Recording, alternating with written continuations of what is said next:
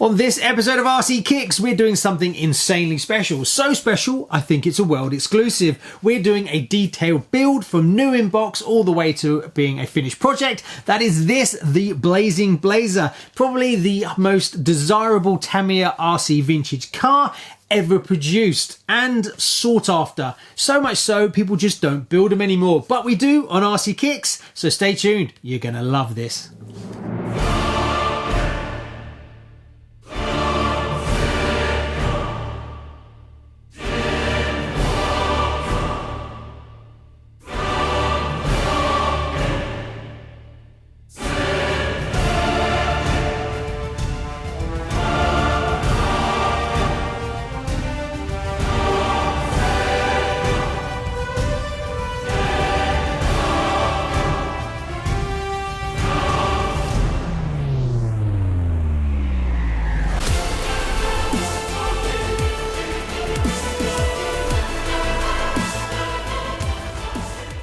So before we unbox this one and lay it out, I just want to say a massive thank you to Stuart Stevens for donating this to the channel, as there's no way I could get this kind of level of content to you while being so small. So massive thank you to him, and it's lovely to be able to share something like this with you.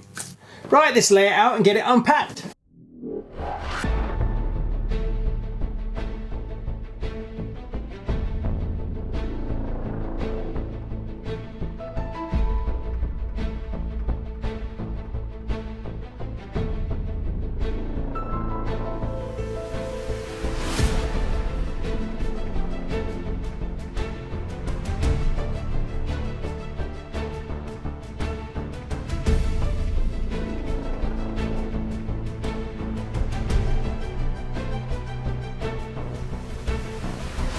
Yes, we are actually unpacking it.